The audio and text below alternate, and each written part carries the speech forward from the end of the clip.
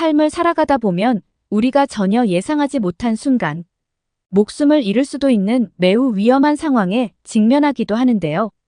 그리고 만약 이러한 위험들을 우리가 태어나고 자란 나라가 아닌 자신도 처음 경험하게 되는 문화와 생활 방식을 가진 해외의 나라들에서 이와 같은 상황을 맞닥뜨리게 된다면 그 과정 중 다가오는 공포는 상상을 초월할 정도일 것입니다.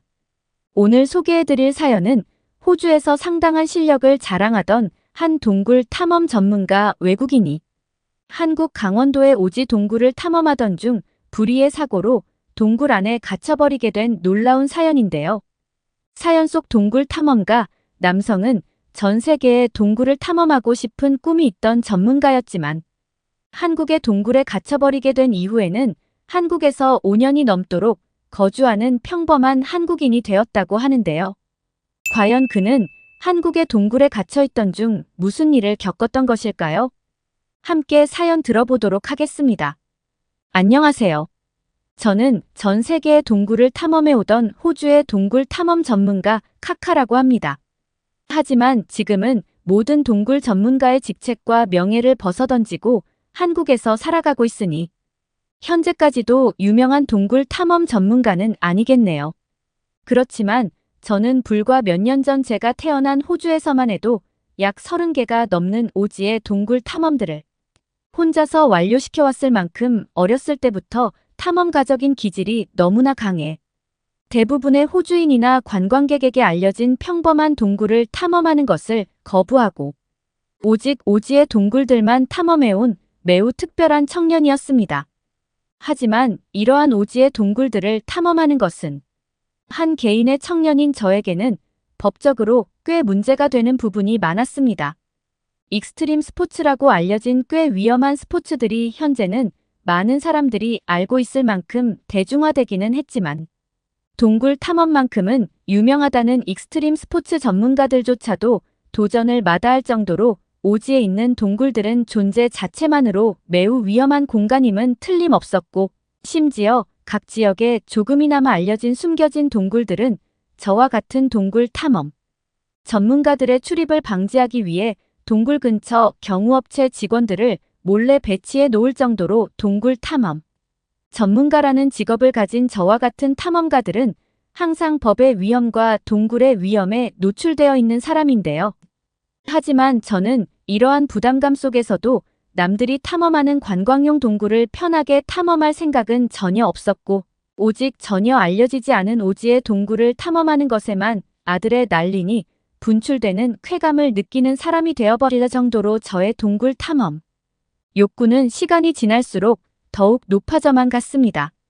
그리고 그때쯤 저와 같은 숨겨진 오지의 동굴 탐험에 흥미를 느끼는 동료들이 하나둘씩 제 옆에 생기게 되었고 이곳 저희는 마치 엄청난 높이의 빌딩을 아무런 안전장비 없이 그리고 그 빌딩을 관리하는 직원들에게 어떠한 보고도 없이 몰래 외벽을 오르는 사람들처럼 저희 또한 아무런 동굴 관리 단체의 보고도 없이 오지의 동굴들을 탐험하는 영상을 찍어서 익스트림 스포츠 카페에 올리는 재미만을 느끼며 전문적인 동굴 탐험 전문가 팀으로 성장해 나갔어요. 그런데 저와 같은 오지의 동굴 탐험 전문가들 사이에서 빠지지 않고 토론되는 주제가 있는데 그것은 바로 외부에는 거의 알려지지 않은 한국의 수많은 산들에 숨겨진 오지의 동굴들을 탐험하는 목표입니다. 한국인들이 들었을 때에는 전 세계에 한국보다 더욱 위험하고 스릴 있는 동굴들이 있지 않을까 의문점이 들겠지만 그것은 반은 맞고 반은 틀린 사실이기 때문인데요. 실제로 제가 거주하던 호주에는 꽤나 많은 오지의 동굴들이 있지만 그것들은 한국의 산속에 숨겨진 이름 없는 동굴들보다 더욱 적은 스릴과 흥미 없는 동굴 내부를 가지고 있는 것이 사실입니다.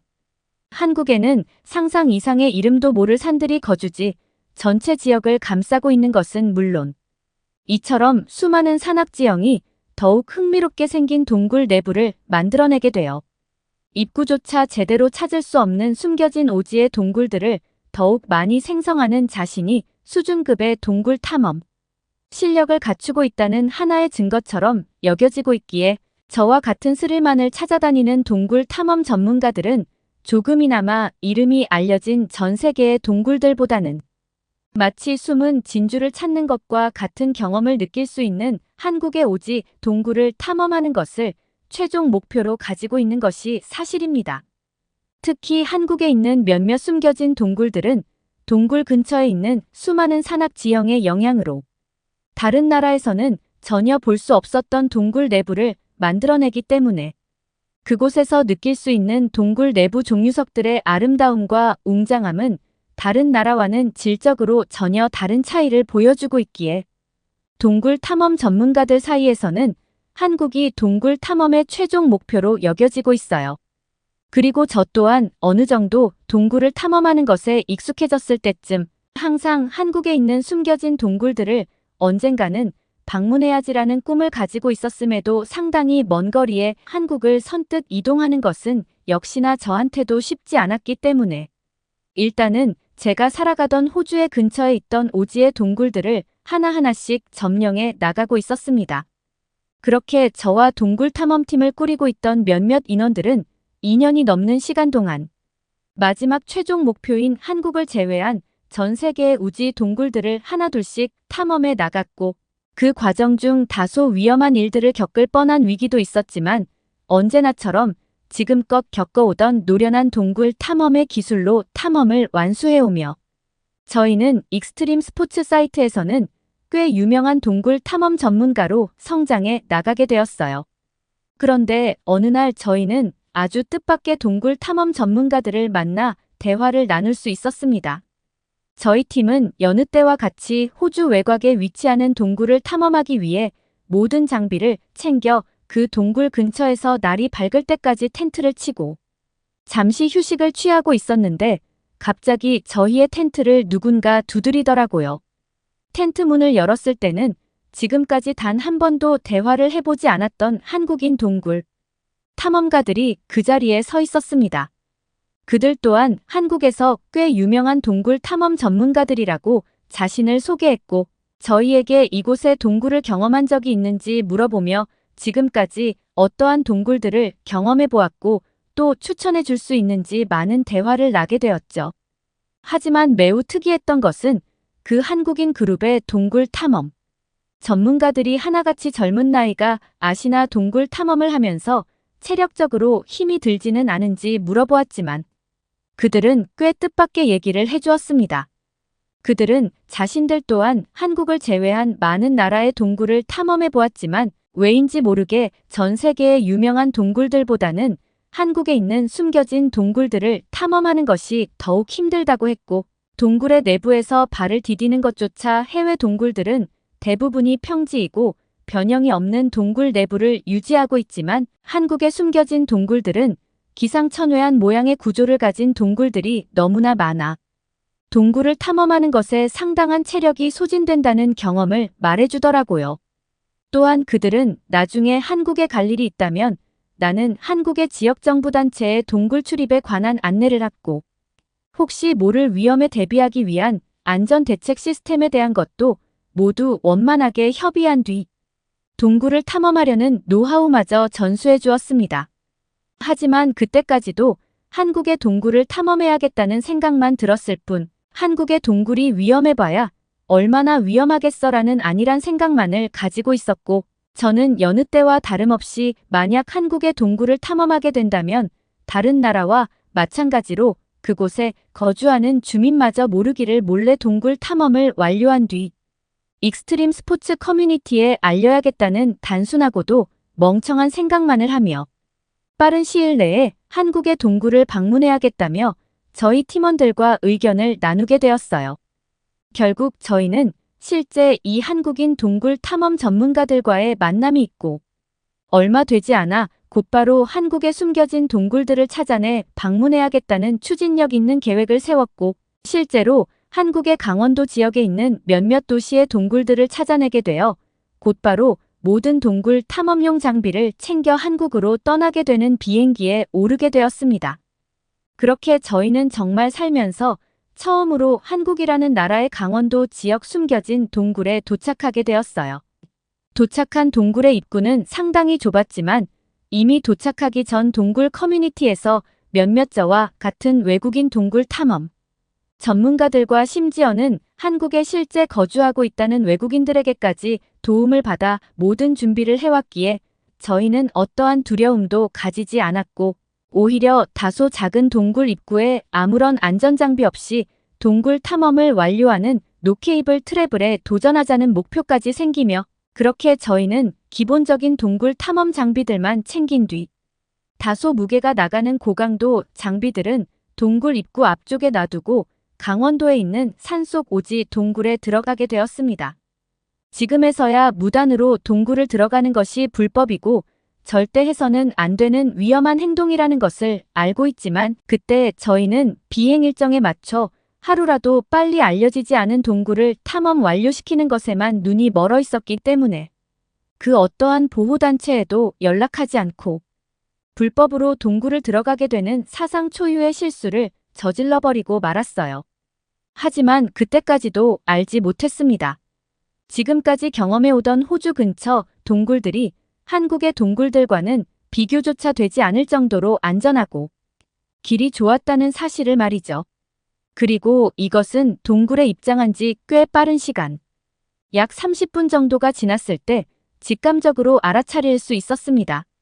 그만큼 한국의 강원도라는 지역에 있는 그 이름 모를 동굴은 저희가 겪어오던 그 어떠한 동굴들보다 위험한 상황이 연속으로 있었고 그렇게 저희 팀은 점점 체력적으로 상당히 소진되어 갔습니다. 실제 동굴에서 조난당한 사람들이 있다는 경험담을 들은 적이 있지만 그것은 매우 좋지 않은 기상으로 인한 경우가 많았기 때문에 지금과 같은 날씨가 좋은 환경 속에서는 아무리 위험한 상황이 오더라도 다시 동굴 입구로 돌아가는 것은 너무나 쉬울 거라 생각했어요. 하지만 한국의 동굴은 안쪽으로 들어가면 들어갈수록 점점 더 좁아지는 폐쇄 형식의 통로로 유지되고 있었고 어느 정도의 구간마다 부분적으로 상층부와 하층부가 구분되는 층간 공간이 있을 뿐 외국에 있는 동굴들과는 비교가 되지 않을 정도로 길이 위험했고 결국 저희는 분리된 상층부로 건너가던 중 기본 루프마저 잃어버리게 되며 전혀 생각하지 못한 도시 한복판의 실종과도 같은 황당하고도 충격적인 조난 상황에 놓이게 되었습니다. 위성 전화기를 가지고는 있었지만 어째서인지 전혀 작동되지 않았고 이러한 상황은 동굴을 탐험하며 처음 겪는 위기였기에 저희는 아무런 대화도 통하지 않는 한국에서 말 그대로 동굴 속 실종자가 되어버린 것이지요. 동굴 입구로 돌아간다면 엄청난 시간이 걸리지만 천천히 나아갈 수는 있었기에 그렇게 저희는 긴급히 동굴 입구로 돌아가는 계획을 세웠습니다. 하지만 비행을 도착하자마자 많은 휴식을 취하지 않고 바로 동굴에 들어와서인지 심각한 피로감이 몰려오더라고요. 몇 시간이 지났는지도 모를 만큼 동굴에서의 방황은 지속되어 갔고 가지고 있던 재난용 간식들도 전부 소진한 상태였기에 저희는 점점 시간이 지날수록 언젠가는 동굴에서 나갈 수는 있겠지만 끝이 보이지 않는 상황에 상당한 좌절감마저 몰려왔습니다.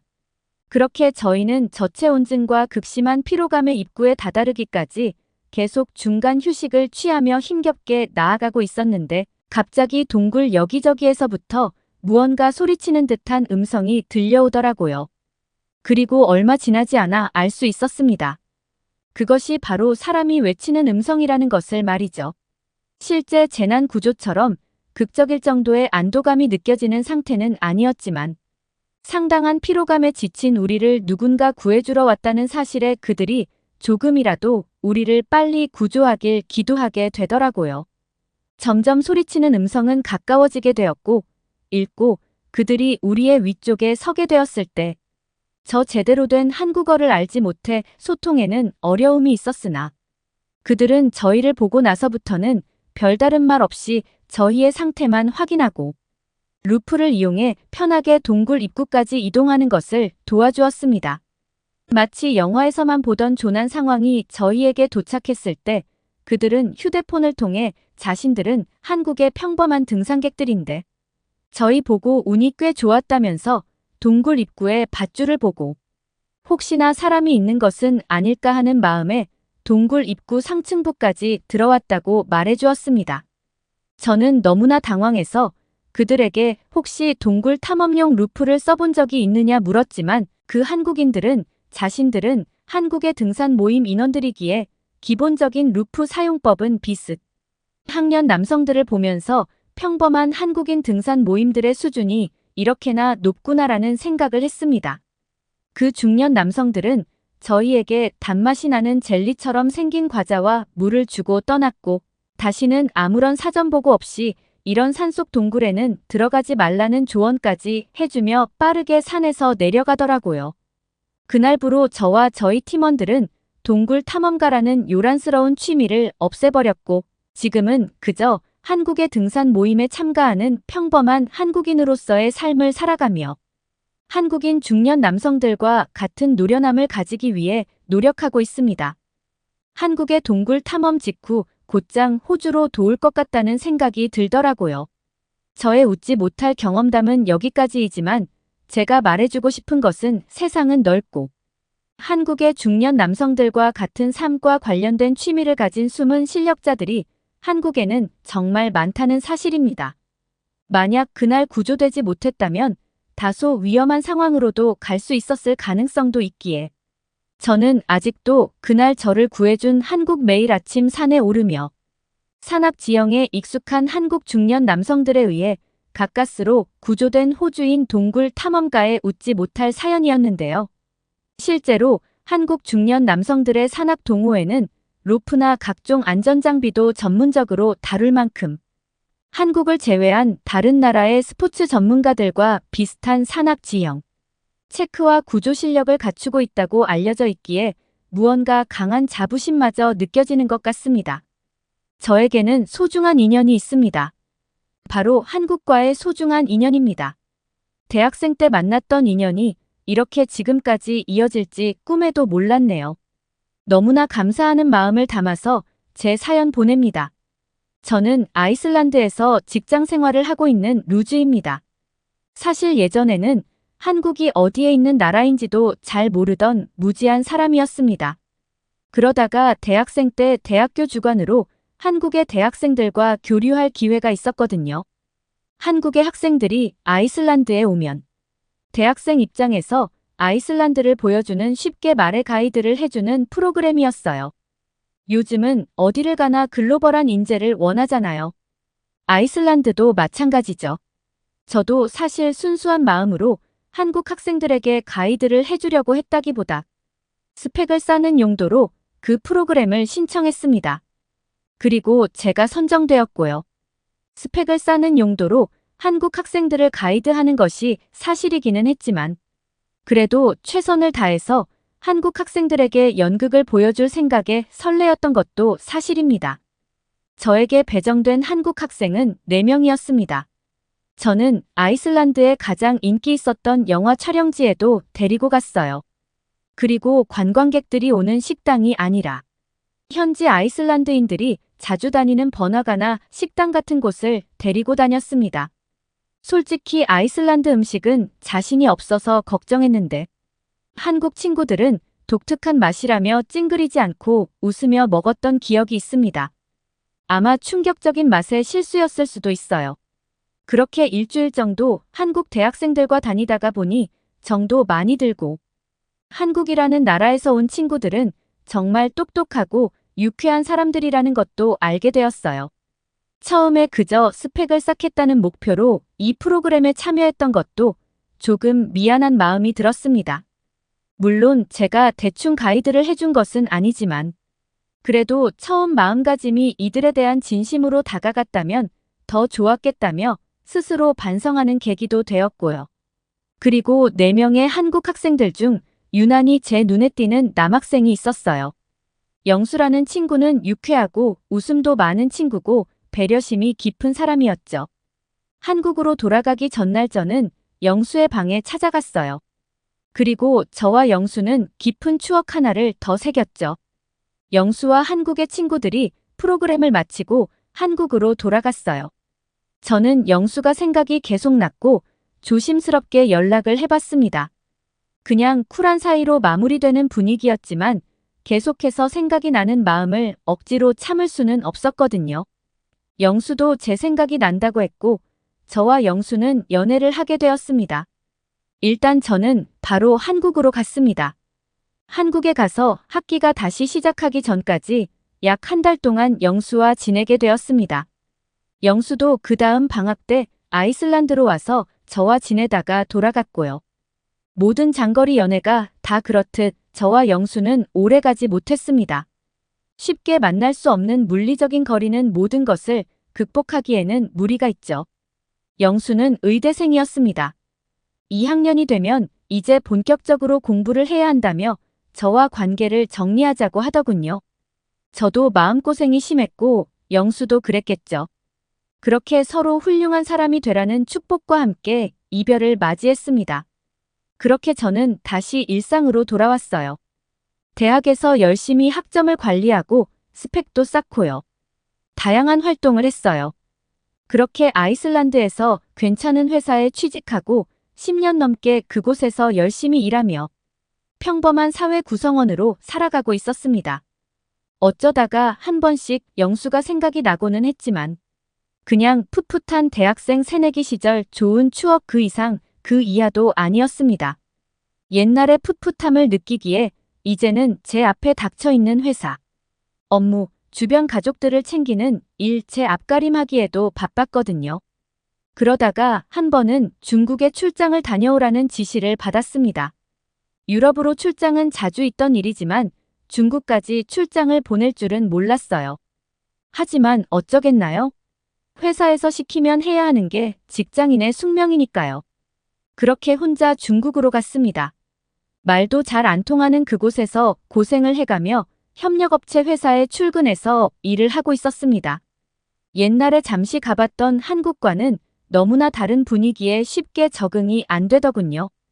음식도 한국과는 전혀 달랐고 유난히 한국 생각이 많이 났습니다. 내가 어릴 때라 한국이 그냥 좋아 보였던 걸까?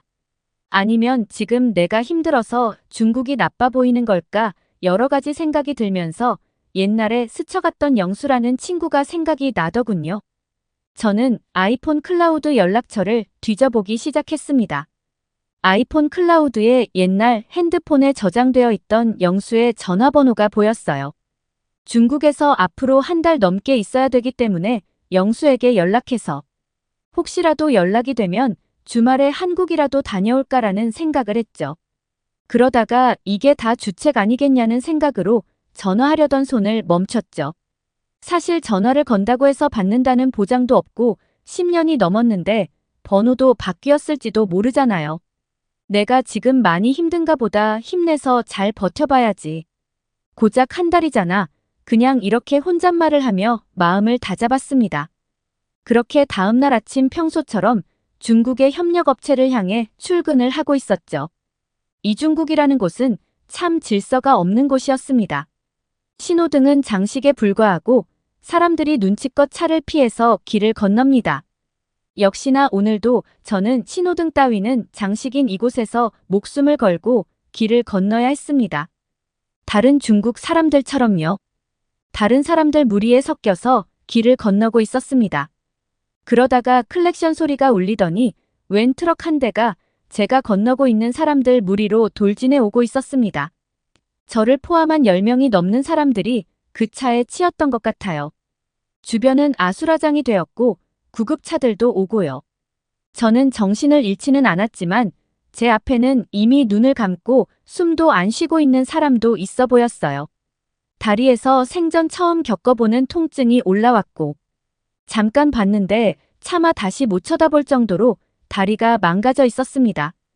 저는 정신을 잃지 않았고 몰려오는 통증을 견뎌가며 그저 울부짖을 뿐이었죠. 머지않아 중국의 병원으로 후송되었고요. 아주 강한 진통제를 맞고서야 정신이 들더군요. 그제서야 제가 중국에 왜 있었는지도 알아차렸고 회사에도 연락할 생각이 났습니다. 그전까지는 너무 아파서 내가 왜 여기에 이러고 있는지도 몰랐거든요. 하지만 제가 정신을 차린 것과 제가 치료를 받는 것과는 무관했던 것 같아요. 일단 이 도시는 큰 도시가 아니라 수술을 해줄 의료 자원도 부족했고요. 일단 자국민 우선이라며 저는 9번째로 수술을 받아야 한다고 하더군요. 제가 의사는 아니지만 이렇게 복합골절된 다리를 그냥 놔둘 경우 최악의 상황이 닥치면 절단을 해야 할 수도 있다는 것도 잘 알고 있습니다. 정말 최악 중에 최악인 상황이었습니다. 아이슬란드의 회사에서는 당장 회사 사람을 보냈다고 했어요. 그리고 그 회사 직원의 도움을 받아 아이슬란드에 돌아와서 수술을 시켜주겠다고 하더군요. 아이슬란드 회사에서 저에게 해줄 수 있는 최선의 조치였습니다. 눈물이 앞을 가리더군요. 그렇게 좌절하고 있는데 문득 어제 영수이의 전화번호를 찾아둔 것이 생각났습니다. 영수는 의대생이었고 지금쯤이면 의사 생활을 하고 있을지도요. 정말 혹시나 하는 마음으로 아니 간절한 마음으로 영수에게 전화를 걸었습니다. 신호가 가기 시작했지만 신호음만 계속해서 들렸습니다. 역시나 어렵겠구나 싶어 포기하려던 순간 누군가 전화를 받았습니다. 전화를 받고 아무 말이 없더군요. 저는 먼저 전화기에 대고 영수이니 혹시 영수 번호가 맞나요?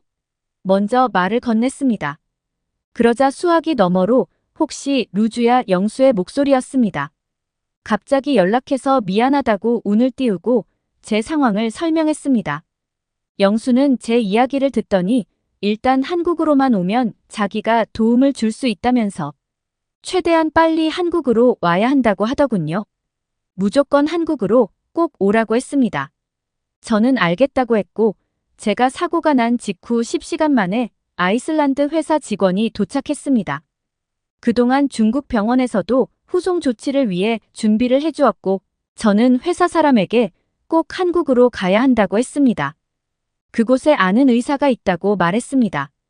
공항으로 후송되는 중에 회사 직원은 알겠다고 하고 한국행 비행기를 예매했습니다. 그렇게 제가 사고 난 직후 24시간 만에 한국에 도착했습니다.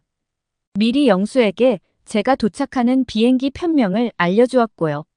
한국에 도착하자마자 저는 휠체어에 실린 채 빠르게 구급차로 옮겨 탔습니다.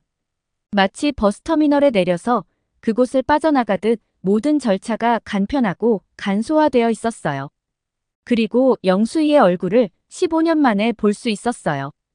영수이는 인사도 없이 중국에서 해준 응급조치나 엑스레이 사진 차트 등을 보며 제 상태를 살펴보았습니다. 저는 그냥 그런 영수를 묵묵히 지켜만 보고 있었죠.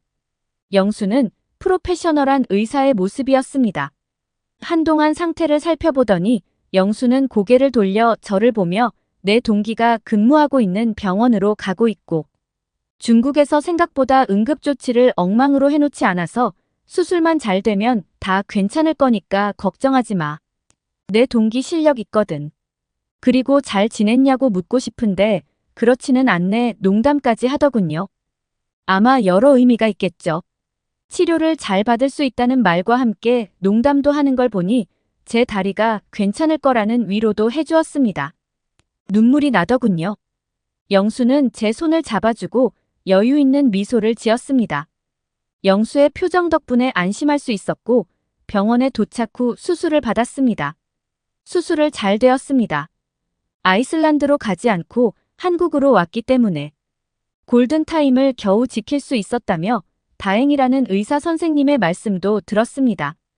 입원 중에 영수가 병문안을 왔고 그간 못다한 이야기들을 나누었습니다.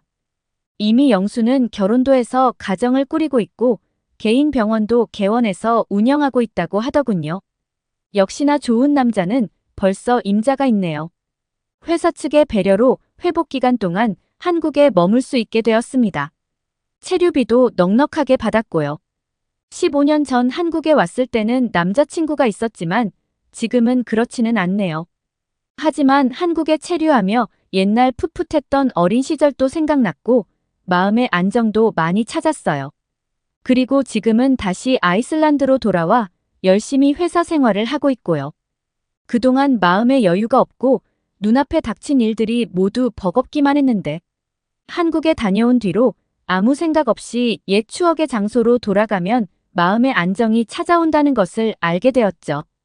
그래서 힘이 들거나 지칠 때 가끔 추억이 있는 장소로 가보고는 합니다. 그곳에서 평온도 찾아오고요. 또 정말 지치고 힘이 들 때면 나중에 다시 한번 한국에도 다녀와야겠다고 생각하고 있습니다. 그리고 저를 도와준 영수와 한국 분들께 감사하다는 인사드립니다. 그리고 좋은 추억으로 남아서 저의 안식처가 되어준 한국도 고맙다고 말씀드리고 싶습니다. 몸의 병은 의외로 마음부터 시작되는 경우도 많이 있습니다. 오늘 소개해드릴 사연은 이혼하기 전 마지막 희망을 안고 한국에 방문했던 한 부부의 이야기입니다. 과연 그들에게는 무슨 일이 있었던 걸까요? 안녕하세요. 밴쿠버에서 요가 강사로 일하고 있는 피치라고 합니다. 사람들은 큰 은혜를 받거나 새로운 삶을 살게 해준 나라에게 제2의 고향이라는 말을 하기도 하잖아요. 저에게 한국은 제2의 고향이나 마찬가지입니다. 한국이 아니었다면 코앞까지 들이닥친 위기를 헤쳐나갈 생각도 못한 채 도망치기만 했을 테니까요. 저는 몸에서 고기가 받지 않는 특이 체질로 20살 때부터 쭉 채식을 해왔어요. 이런 식습관 때문에 사람을 만나는데 어려움을 겪는 일이 빈번하게 일어나기도 했죠. 육류 종류의 음식은 아예 입에도 대지 못하다 보니 이를 불편하게 생각하시는 분들이 계셨거든요. 괜한 유난을 떤다면서요. 채식에 대해 많이 알려지기는 했지만 그래도 아직까지는 대부분의 사람들은 채식보다는 육식 위주의 식사를 선호했기에 육식을 하지 못하는 저를 이해해 주시는 분들은 많지가 않더라고요. 그렇기 때문에 남편에게 더 감사함을 느꼈어요.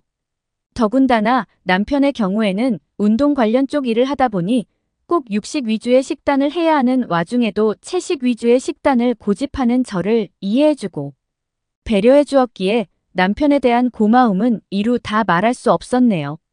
원래 자신과 정반대의 사람을 이해하며 있는 그대로의 모습을 받아들인다는 것이 가장 힘든 일이잖아요. 그렇게 저희 부부는 너무 부족하지도 넘치지도 않게 서로를 위해 최선을 다하는 모습을 보였어요. 저는 남편을 위해 육식 위주의 음식을 만들고 외식을 할 때면 남편은 저를 배려해 채식주의자들을 위한 곳으로 외식 장소를 고르는 식으로 말이에요. 비록 식성도 서로에 대한 상황도 다르지만 저희 부부는 서로를 아끼고 사랑했기에 따뜻한 부부 사이를 유지할 수 있었어요. 그러나 마냥 행복할 것 같았던 저희 부부에게도 시련은 찾아오더군요. 시작은 남편이 전 세계적으로 번졌던 전염병에 걸리면서 시작이 되었습니다. 남편은 다른 사람들과 마찬가지로 한 달로 큰 후유증 없이 전염병을 회복했는데요. 저의 경우에는 원래부터 몸이 약해서인지 남편에게 전염병이 오문 후 기침이나 우한 같은 후유증을 앓은 것은 물론 체질까지 바뀌어 버리더라고요. 제일 심각한 것은 고기에 대한 거부 반응이 더욱 심해졌다는 것이었어요. 원래라면 아무런 반응이 없던 저이지만 전염병을 앓은 이후로는 고기 냄새만 맡아도 바로 헛구역질을 했기 때문에 고기 요리를 하는 것은커녕 남편과 같은 곳에서 식사조차 하지 못하게 되었습니다. 이 때문에 저희 부부는 식사를 따로 하는 것은 물론 전혀 상상치도 못한 각방까지 써야만 했고요. 식사는 그렇다 쳐도 아직 결혼한 지 3년도 안 된 신혼부부다 보니 각방을 쓴다는 것이 껄끄럽기는 했어요. 그래서 침대를 따로 쓰거나 이불을 각자 덮는 등 다른 방법을 찾아보려 노력하기도 했죠. 하지만 이런 노력이 무색하게도 언제나 제 쪽에서 거부 반응이 일어났기에 어쩔 수 없이 저희 부부는 각방을 써야만 했네요.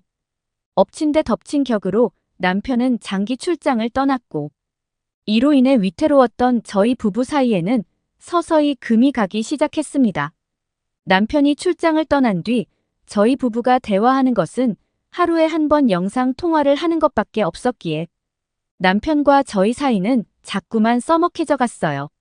그리고 진짜 문제는 남편이 출장에서 돌아온 뒤에 일어나게 되었고요. 몸의 이상 증세를 느낀 후부터 저는 꾸준하게 병원을 다니며 처방받는 약과 주사 치료를 병행하였지만 뚜렷한 해결책은 없었기에 상황은 나아지지 않았어요. 이 때문에 저희 부부는 4개월 만에 재회를 했음에도 불구하고 식사는 물론 각방까지 써야만 했죠. 물론 남편은 여전히 저를 사랑하고 제 몸을 걱정했지만 이런 생활이 계속 반복되다 보니 지쳐가는 것이 점점 보이게 되더라고요. 남편이 더 이상 집에서 웃지 않는다는 사실을 알았을 때는 얼마나 눈물을 흘렸는지 몰라요. 모든 것이 저의 책임 같았으니까요. 뚜렷한 해결책이 보인다면 희망이라도 품어보았겠지만 전문가인 의사조차 시간이 답이라는 말만 되풀이할 뿐이었기에 절망감은 배가 되어 마음을 짓누르기만 했습니다. 남편에 대한 미안함과 스스로에 대한 자괴감으로요. 사실 부부 사이에서 제일 중요한 것은 서로의 삶을 공유할 수 있도록 대화를 하는 거잖아요. 이런 이유로 저는 남편에게 먼저 이혼 이야기를 꺼내게 되었네요. 아무리 서로에 대한 사랑이 넘쳐난다고 한들 현실적인 문제는 뛰어넘기 힘들다고 여겼거든요. 게다가 전염병으로 몸이 약해진 저는 이세를 기대하는 남편에게 아무런 도움도 되지 못했기에 남편을 위해서라도 더더욱 이혼을 해야겠다 마음을 먹게 되었죠. 모든 사정을 솔직하게 말한 뒤 이혼 요구를 하자.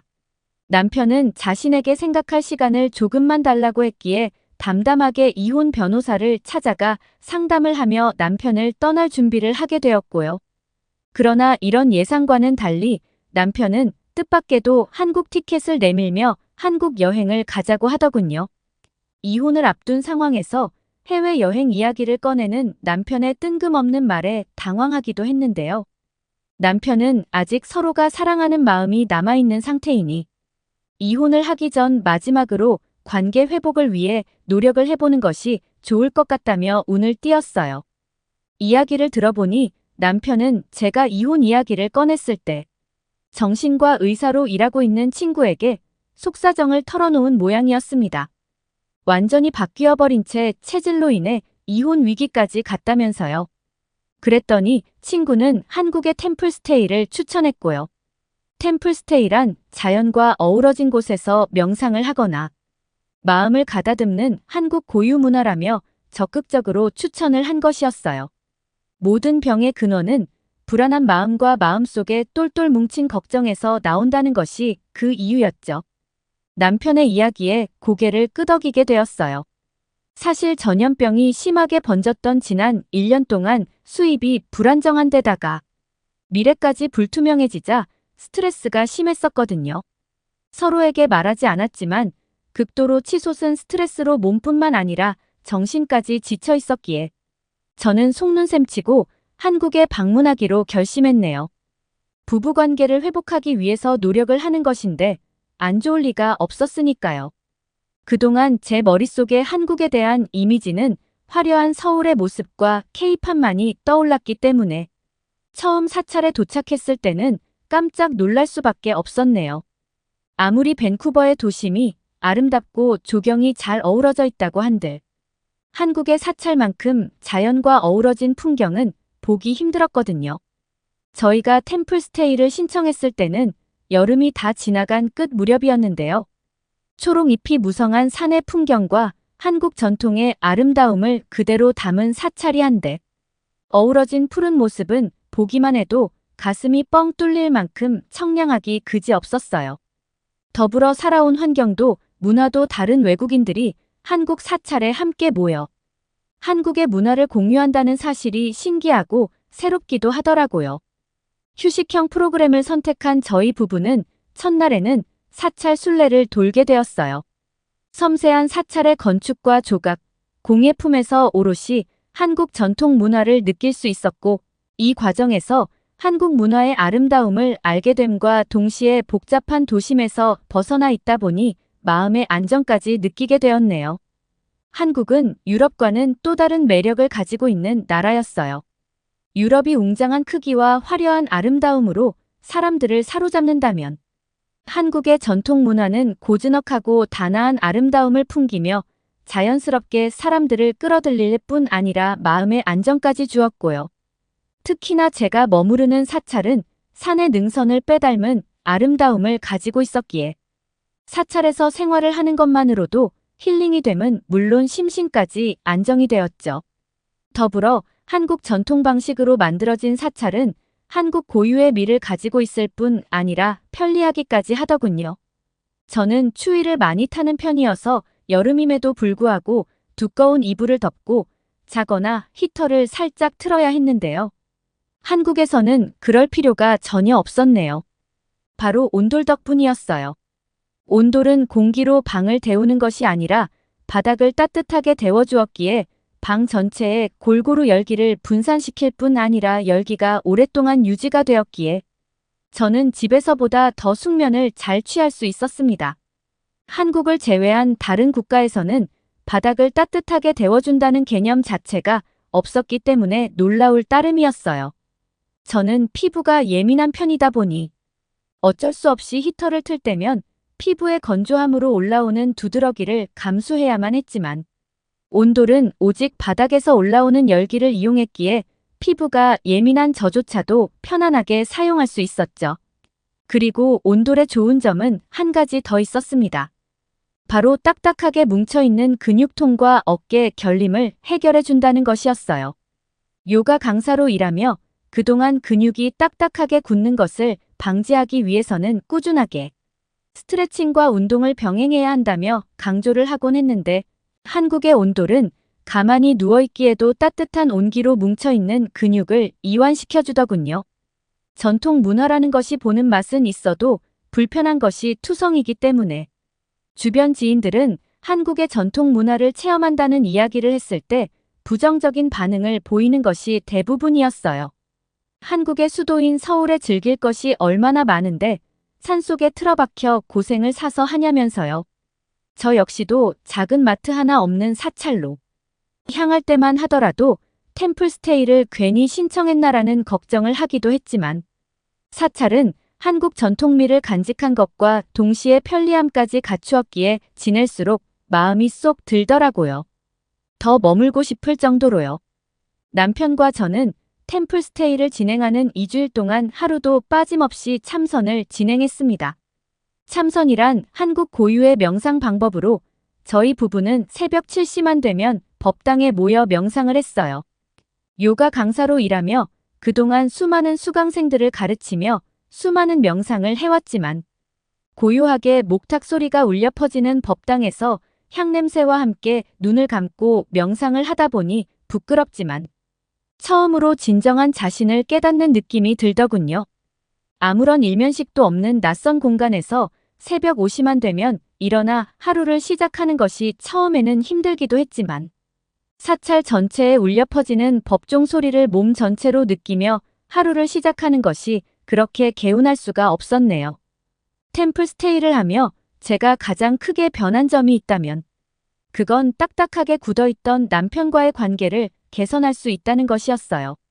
사찰을 거닐며 서로에 대해 대화를 하고 이 과정을 통해 서로에게 쌓여왔던 속상함과 오해를 털어낼 수 있었거든요. 돌이켜보니 말만 부부관계를 위해 노력한다고 했을 뿐 실질적으로 부부관계를 개선하기 위한 노력은 단 하나도 하지 않았더라고요. 모든 것을 다 전염병 탓을 하기만 하면서요.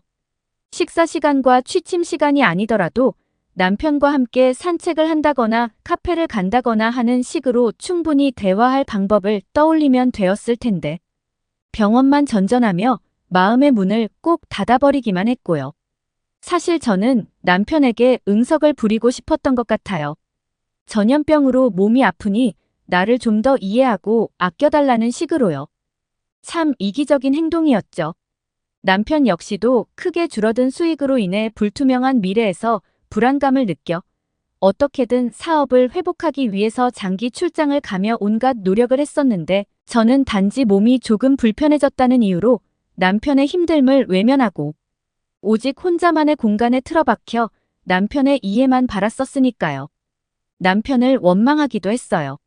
아픈 아내를 두고 6개월씩이나 출장을 가는 남편에게 저는 더 이상 안중에도 없는 사람이라서 사업에만 정신을 쏟는다고 멋대로 결정을 내리기도 했고요.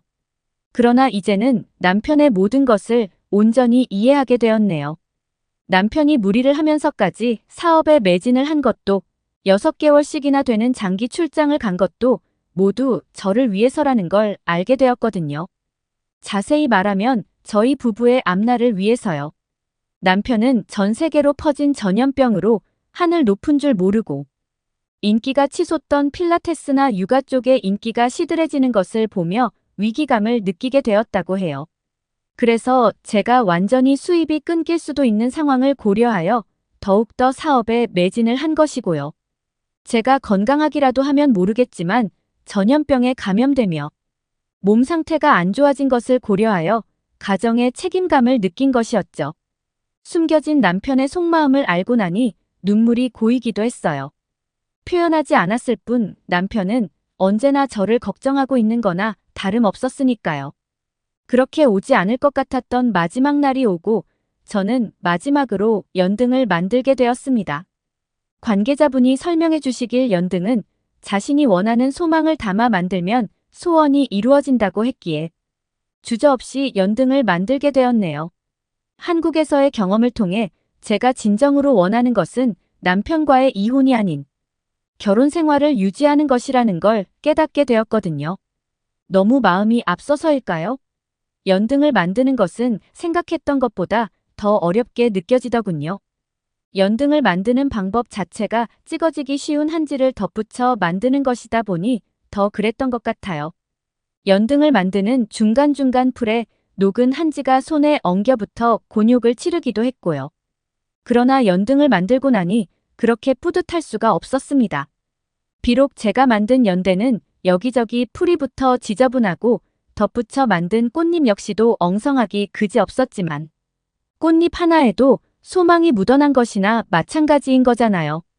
완성된 연등을 들고 법당에 나왔을 때는 얼마나 놀랐는지 몰라요. 남편 역시도 저와 똑같이 연등을 만들었을 거라고는 생각지도 못했으니까요. 그리고 연등의 환한 불빛을 밝히는 순간 알게 되었죠. 남편 역시도 저와 함께 부부관계를 이어가고 싶다는 소원을 빌었다는 걸 말이에요. 저희가 서로 원하는 것이 똑같다는 것을 알게 된 후 저희 부부는 다시 관계를 회복하기 위해 노력했어요. 그리고 이 과정을 통해 서로의 사이가 더욱 돈독해졌을 뿐 아니라 저희 부부가 그토록 권하던 아기 천사까지 찾아오게 되었네요.